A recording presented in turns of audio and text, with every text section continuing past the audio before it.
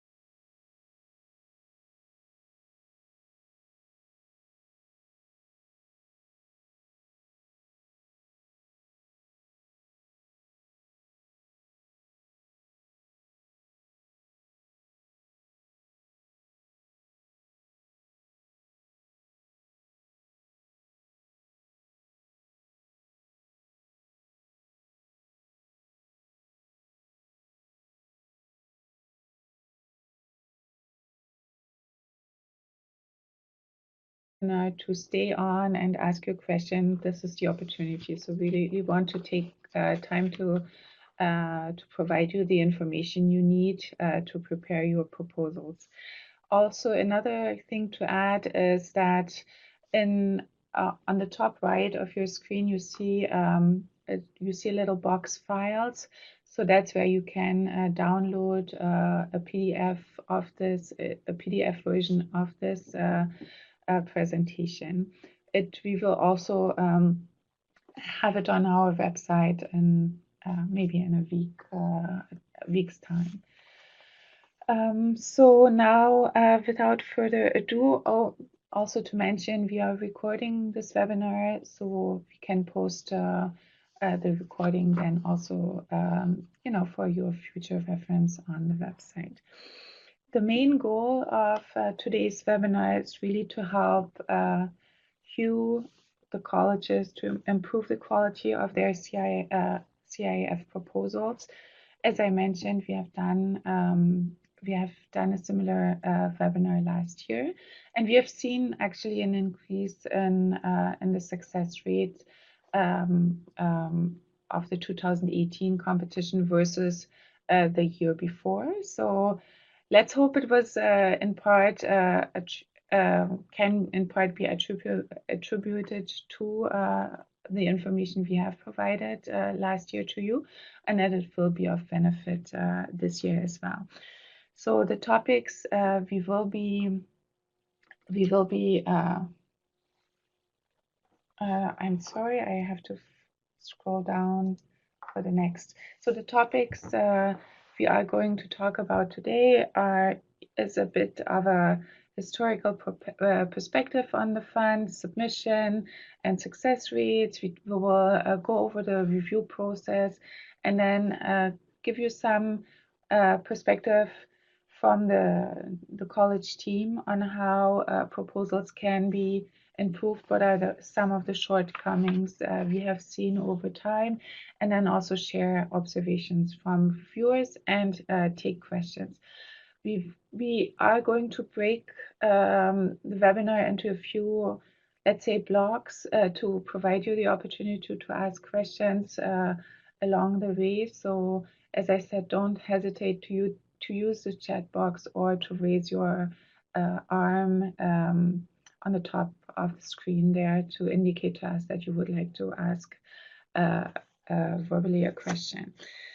So going to the next slide, I think most of you know that there are two components to the College Industry Innovation Fund. Part one is a request for infrastructure acquisition only. This does not cover the cost of research, and part two is just like the stream two, but with a stream one, but with a joint application to the NSERC's ICC program, CCI program, to fund your research activities. So both streams enable colleges to enhance an already established capacity in applied research, and they are not meant for colleges that are just, or for a program in which you are just starting out. So there is a need to demonstrate history of applied research in the area of the proposals. So since the beginning of the program, CFI alone has invested $83.8 million for 93 projects across Canada, and of course with partner contributions, this is well over $1 billion worth of investment. Now looking at submission and success rates, you'll see that the three largest competitions we have run was the first one in 2012, and the 2017 and 2018 competitions where we received 26 of 25 proposals, and in part this is probably attributed sorry, to the fact that since 2017 colleges can submit 2 proposals per stream.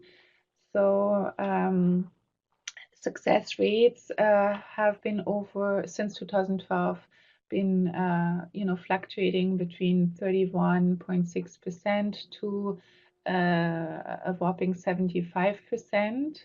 And for the last 2 competitions, as I mentioned before, we've seen an increase from 42.3% to 52%, which is good, and that's about 50% is the average. So 1 out of 2 proposals gets funded. Now, overall, since 2012, under this stream, we have, including the IOF, we have invested $61.8 million.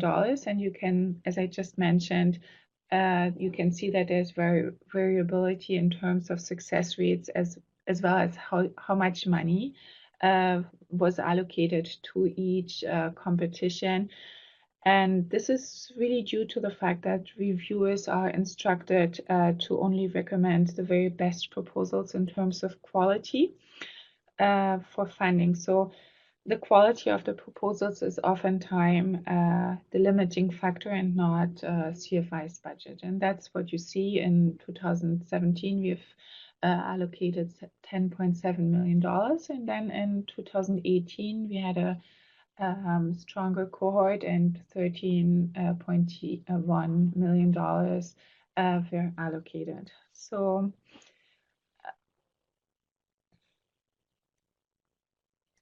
when we now look at the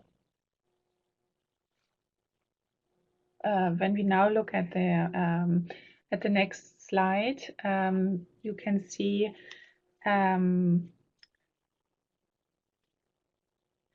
that many colleges, to be precise, 17, have successfully obtained one project. And then there's also a number of colleges which received funding for 2 to 6 projects. Can be observed that these awards for either serve the college to build onto their previously funded CFI infrastructure or to serve different areas of strategic priority.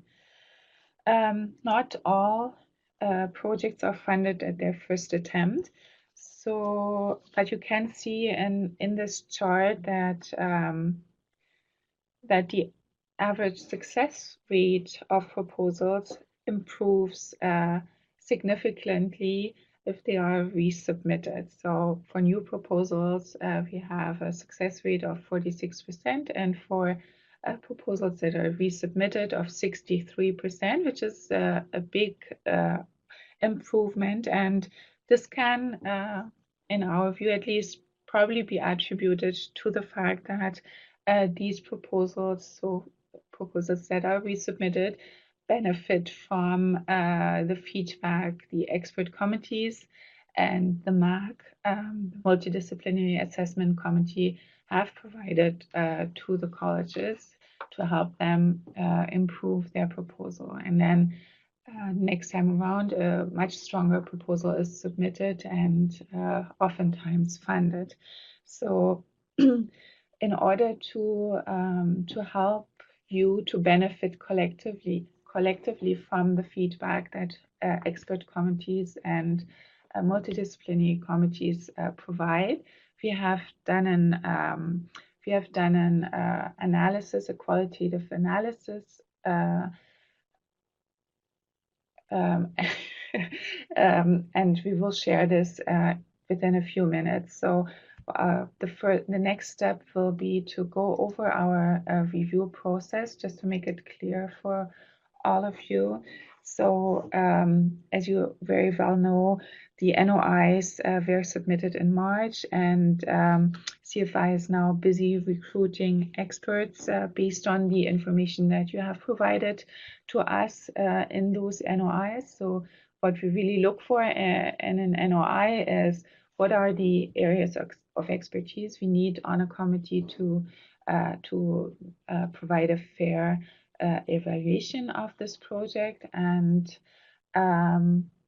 yeah, so get really an idea on who is on the team in order to avoid any conflicts of interest when we are recruiting the expert committee for you. So, and then after the submission of the proposals, which will be due on May 15th, CFI will perform an administrative review, and there we are looking at the eligibility of expenses as well as any conflicts with reviewers.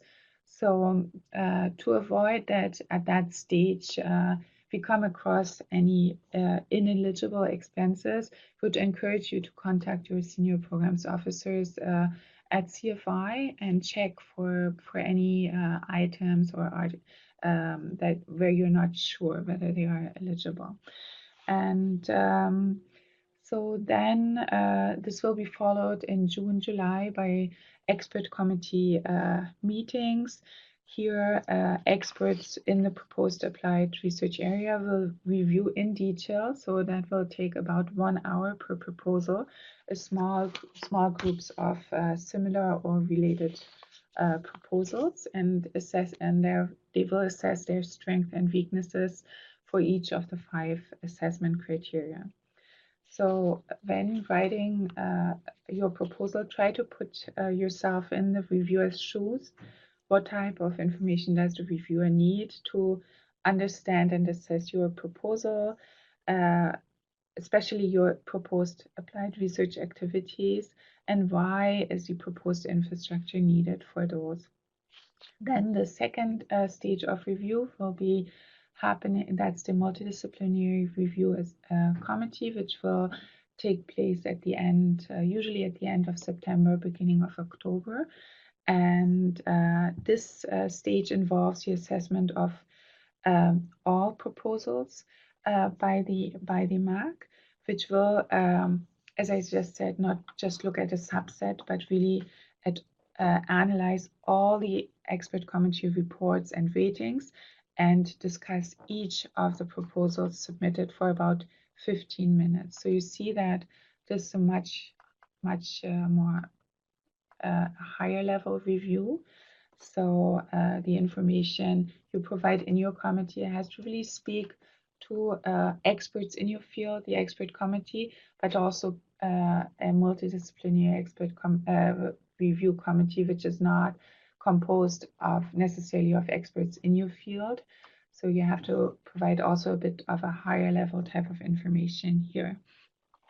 And they will make funding recommendations to our board, and our board of directors will meet then in November, and shortly thereafter we will communicate the results of the competitions to colleges.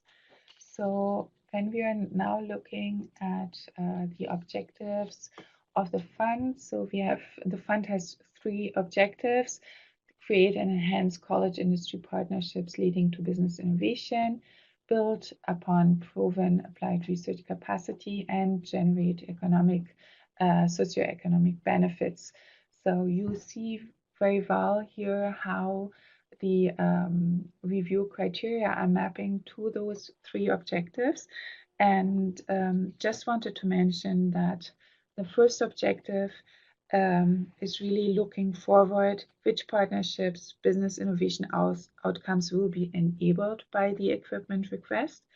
And objective 2 is mainly to evaluate your track record. So which infrastructure is in place, which business innovation outcomes and partnerships have been enabled by your existing capacity. That's what we will be looking for here in that objective. And then I think objective 3 speaks for itself. So now we are going to give you some insight from CFI's perspective on you know, how to make your proposal stronger. So with regards to the summary, you will note that for each application you have to submit a short plain language summary, which is not used in the review process. And then you will have also to provide a proposal summary. So the proposal summary is a one-page summary, and it's really meant for the multidisciplinary assessment committee. It's not meant to be an executive summary of your entire proposal, which we have seen in some instances. So in other words, it means that it's meant for a different kind of reviewer, a reviewer that is not an expert in your field. And we would encourage you to address in this one-page summary mainly how does your proposal respond to the 3 competition objectives. So don't go into the detail of each review criteria, but focus rather on objectives, which is the task of the multidisciplinary assessment committee. Now the next step would be Compute Canada. Colleges should consult with Compute Canada when planning to request advanced research computing infrastructure costing more than $100,000. Compute Canada's website provides information on its established process to facilitate collaboration with institutions. So please make sure that if you're requesting advanced research computing infrastructure, to actually contact them and to also mention this in your proposal. Now going to infrastructure utilization. So in each competition, we had to return proposals for corrections because this section was not clearly understood. And the table, you will have the infrastructure utilization table in the proposal. In so indicates that the infrastructure is 100% used if it's mainly used for applied research with private sector partners, but also be aware that it can be used occasionally for training activities as long as they are articulated around applied research or technology development projects aimed at business innovation.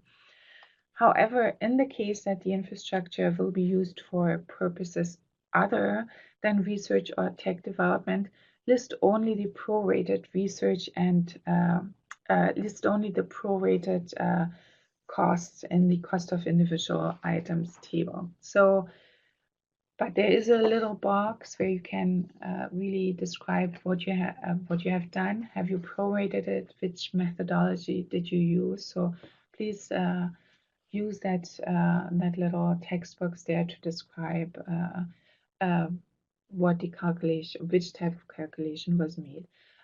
Last year we had the question that one of the items out of a list of, let's say, 15 items was partly used for other means, and the college then described, okay, this item 5 was prorated, and we only reported 50% of its cost. So this is the way to go. And so if an equipment, if you're buying an equipment for $100,000 and it's used only 50% for applied research and tech development, then only report 50,000 in the table. Now, looking at the contributions from eligible partners. So you all know that CFI is a matching program, and we only contribute 40% of the cost of the requested items, with provinces usually providing another 40%, and then 20%.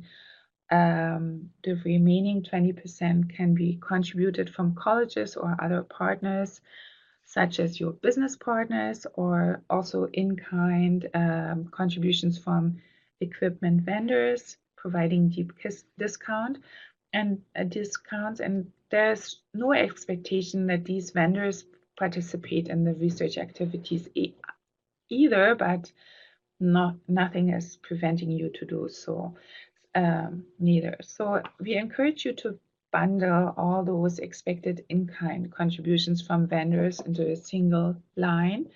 And we want you to make sure that the total in-kind contributions from partners reported in the total in-kind contribution table, that those match the cost of the total in-kind portion of the costs and the items requested. So that's what you see here on the top on that slide. Make sure that these two numbers match. Now, regarding financial resources for O&M, in this table, we would encourage you to include all costs related to the operation and maintenance of the infrastructure, even if they come from other sources than CFI. So we have seen in the past that really colleges understand that CFI provides an additional 30% of our contribution for as IOF, infrastructure operating funds, and this is meant to support the college in operating and maintaining the equipment. However, in most of the cases, these funds will not be sufficient to operate the equipment you acquire over its useful life.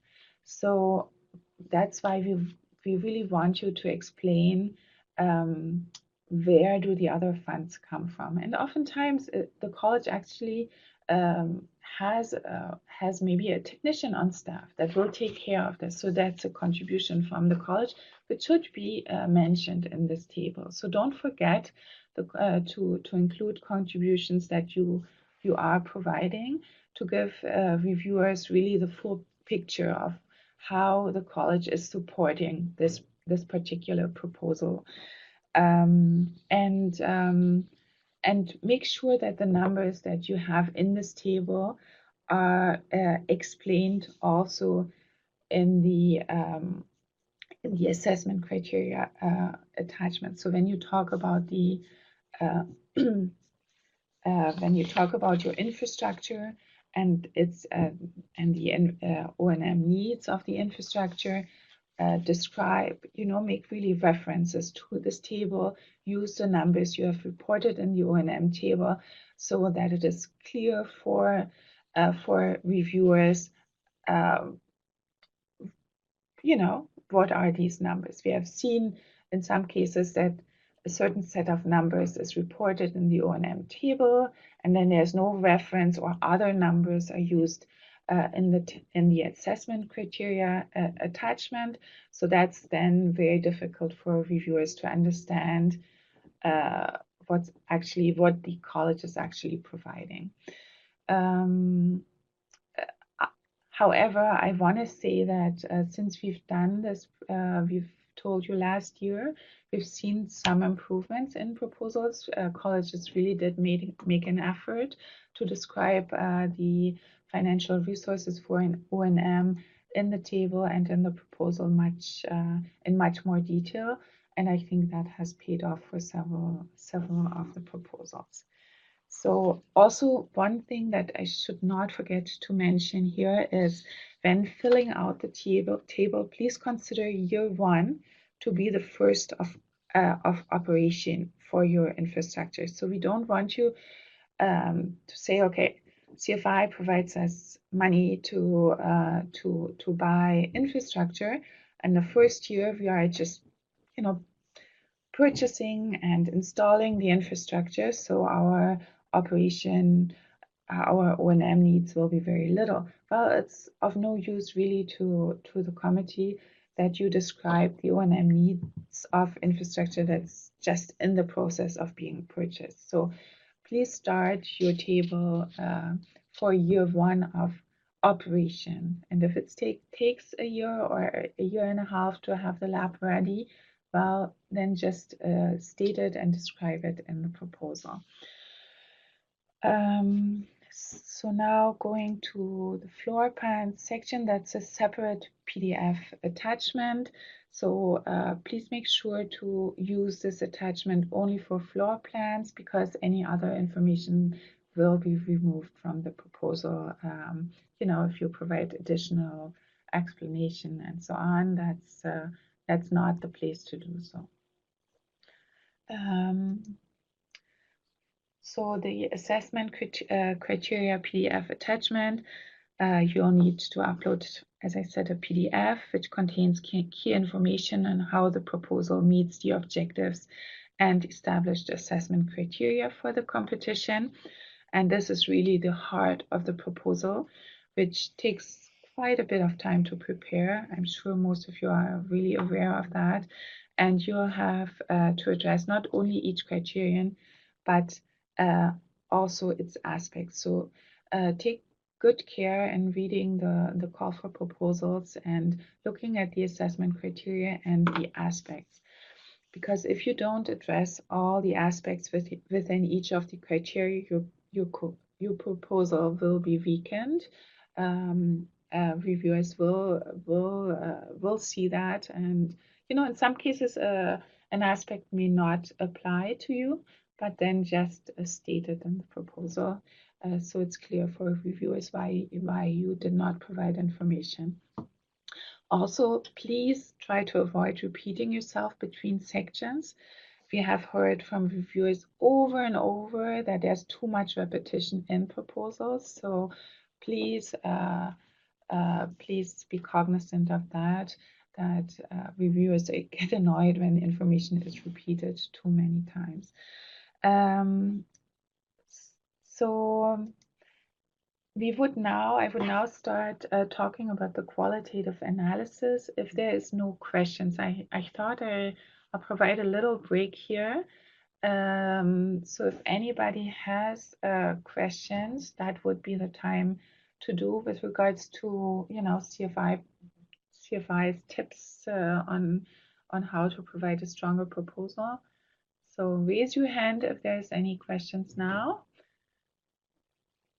It seems that the information up till here is clear enough.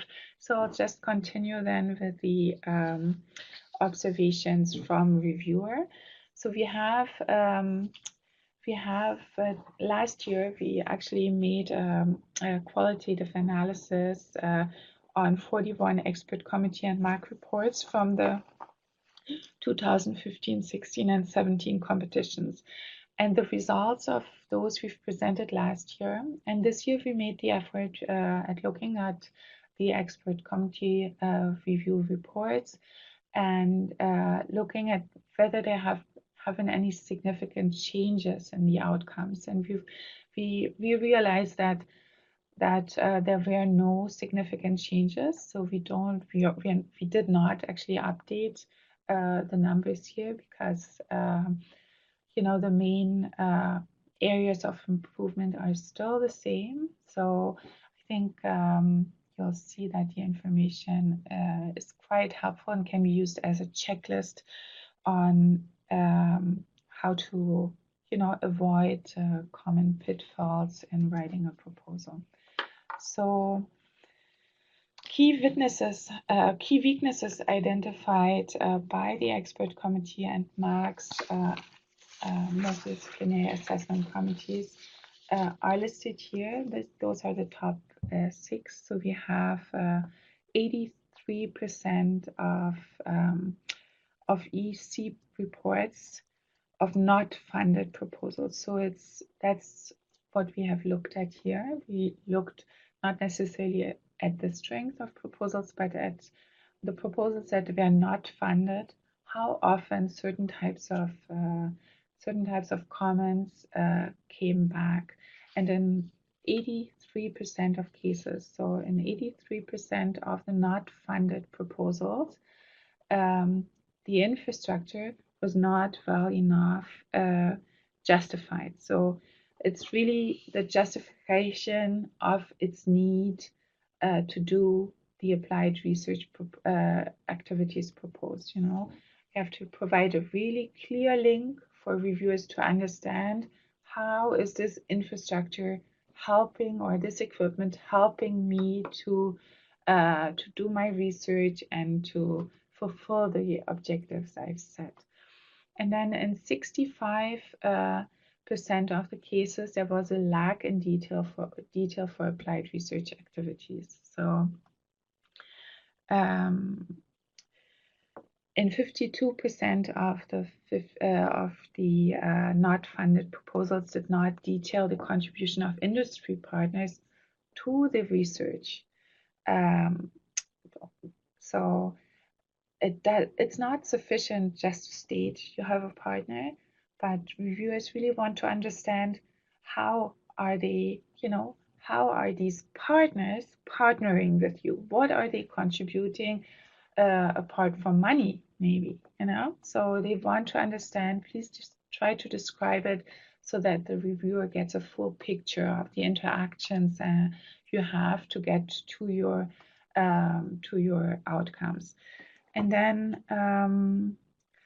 47% of EC reports for not funded proposals identified a lack of detail in the description of past business outcomes. Or, those business outcomes were maybe not necessarily related to the area of research you are proposing now. If you are describing business innovation outcomes for the college as a whole, it's maybe not good enough. If you are in manufacturing and you describe your track record in agriculture, I'm saying then that would be not sufficient. And usually reviewers want to see not just, oh, we developed this product, but a little bit more. They want to understand really what has been the impact of your activities, of the activities you have conducted in the past. And then 43% of cases, the expert committees concluded that the proposed applied research activities were not innovative. So big potential for innovation. and also that the stakeholder consultation was insufficient, because a stakeholder consultation would indicate that you have made every effort possible to understand the needs of the industry sector you are trying to serve, and that's why it's something that reviewers will look for. Now I'll go to our first assessment criteria, which is contribution to business innovation, and the full standard for this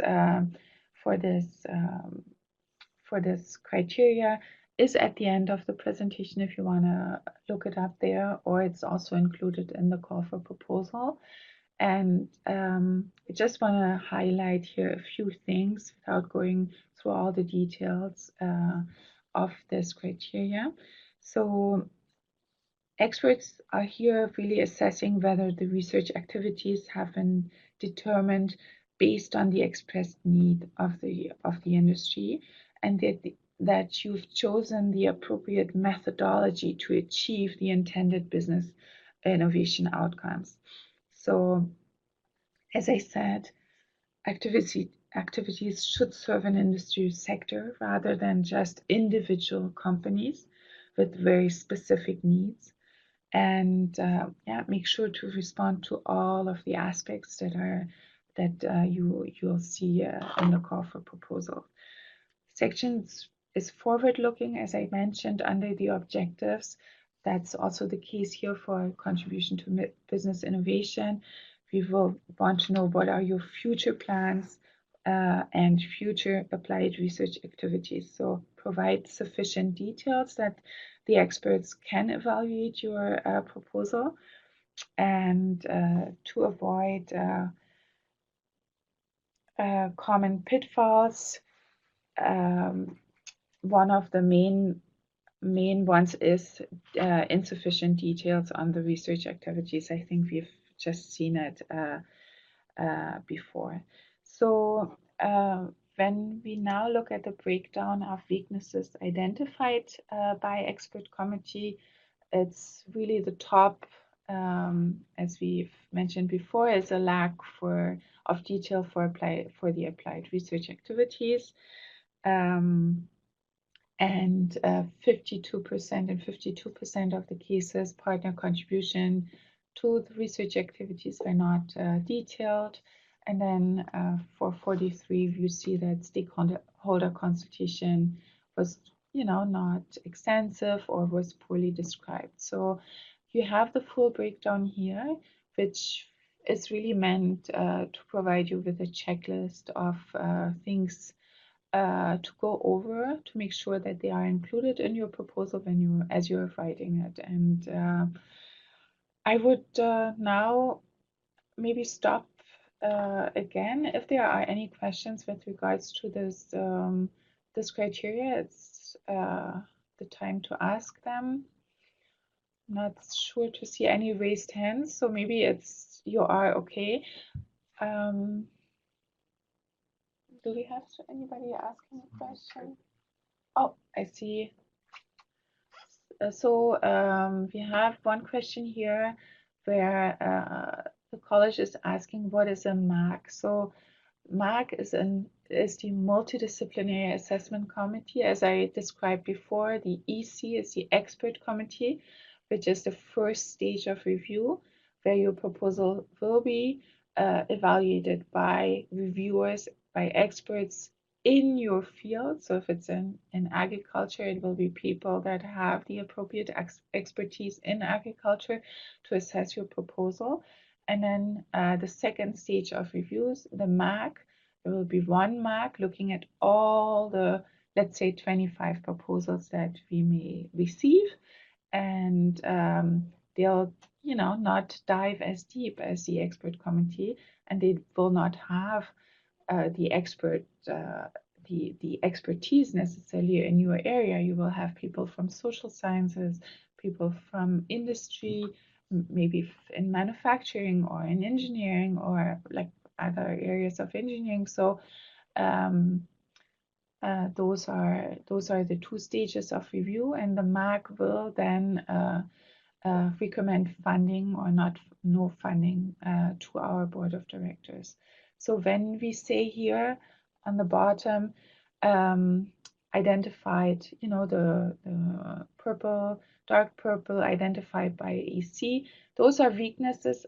At least, actually, all of those weaknesses we are listing here were identified by expert committees. But when we then looked at the second stage of the review, so the MAC, we realized that not necessarily all of those weaknesses were carried over to the next stage of review. So you can see that the MAC was also preoccupied by the lack of detail for applied research activities, but then did not mention as much partner contribution to research or stakeholder consultation, but the weak potential for innovation was of concern to them. So it just gives you some idea on what is important to each stage of the review. Okay, so I'll continue now with the next criteria, which is the infrastructure. So please here be sure to describe each item as well as each item and its main features. Without a sufficient level of detail on, the item and its specifications, the experts are really unable to assess whether the equipment is well suited for the proposed applied research activities. You have to be a bit more specific so that experts in your field understand what exactly you are buying and whether it's suited for the applications you are proposing. And we are here also again presenting you with a checklist of weaknesses identified by the expert committee and those that were then picked up by the MAC. So infrastructure not well justified or not very well connected to the applied research activities, or the wrong equipment chosen is really topping the list here. And as I mentioned before, this is really meant as a checklist for you. So please use it when you write your proposal and don't hesitate to ask questions. We are always happy to answer any of them. And if you have any now for this criteria, please ask them.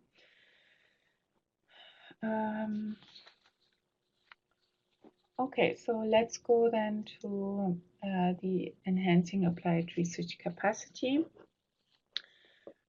So here the experts are evaluating whether the proposal is built upon an already existing applied research capacity at the college, which is the intent of the College Industry Innovation Fund, as I mentioned before.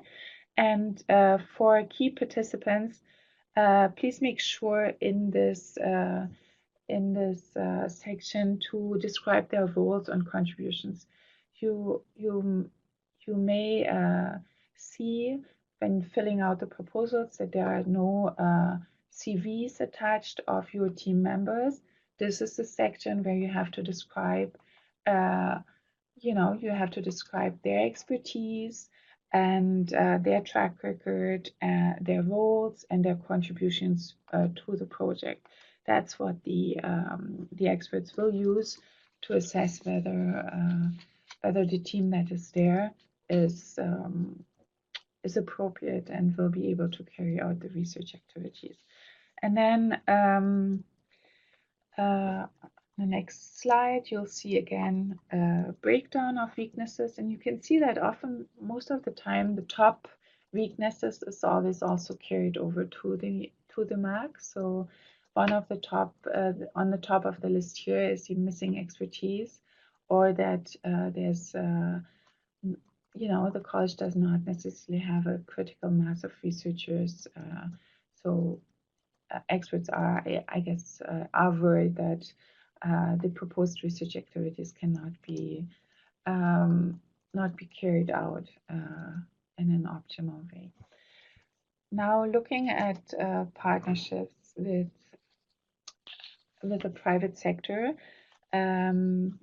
Experts will look here for a solid past and current track record of partnerships in the area of the proposal. So, are you building upon previous successes with your business partners? It has to be clear that this is an area of strategic priority for the college. So, make sure to describe everything also that the college has has put in place to make this proposal a success. That should also be included in the capacity section. So, and make sure to explain how the past partnerships were related to what you propose now.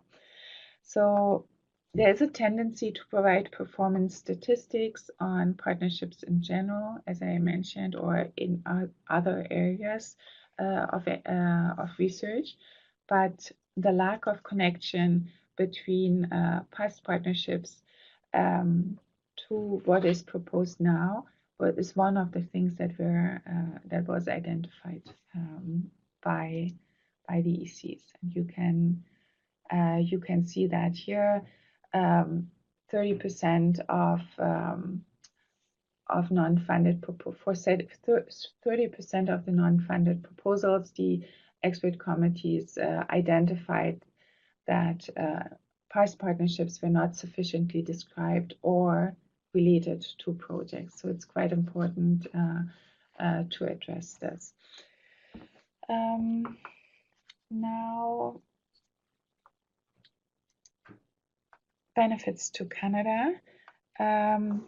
This section, it's important to describe the impacts of your activities on the region and the industry sector or other sectors that are above and beyond those outcomes described in the contribution to business innovation section. So don't just repeat whatever you have already said in the contribution to innovation section, but really think more broad. So, above and beyond those outcomes, those business innovation outcomes, what's the impact? And most of the times those are medium or longer term impacts. So try to describe those in more detail. And here again, the weaknesses identified by the EC. So, for instance, the highly qualified personnel training plan was not described or not necessarily appropriate. Detailed benefits were not detailed, and the list goes on. So here again, for your benefits, use this list to check whether you have addressed all these concerns in your proposal. And now going to the mark, you see we've provided you a breakdown by objective of weaknesses identified by the mark. So I guess this is just meant as a tool for you. And I would now open again the floor for any questions, but before I do so, I just wanted to remind you that the proposal should be submitted by May 15th, and that for this round we still require a cover letter to be submitted to submit it as an electronic copy. So you'll find that in the appendix of the guidelines to applicants on our website. So don't forget to submit this to us. In future competitions, we'll most likely get rid of this cover letter, but this time around you will still have to use it. Also, we wanted to mention that deadlines for Stream 1 and 2 proposals are overlapping. So we wanted you to be aware that you can submit the same proposal to both streams. However, in the case that the project is funded in one of the streams, we'll simply withdraw it from the other stream. So just so you don't feel that you will be penalized by these different deadlines. And now I would open the floor for any questions to us. So please again raise your hand or use the chat box, because this completes our presentation, and really hope that we have provided you with useful information to avoid common pitfalls. And also, please don't hesitate to contact us if you don't know who is your CFI contact person. You can always send an email to cif@innovation.ca, or directly to Mireille Labrie. So it's mireille.labrie@innovation.ca or claudia.fall@innovation.ca. So we'll be happy to answer your question, or to refer you to your contact person here at CFI. So I don't see any raised hands, and I don't see any more questions. So I guess the presentation is really complete now. I would like to thank you on behalf of CFI for taking the time to attend the webinar. And as I said, we'll be happy to answer any of your questions. Please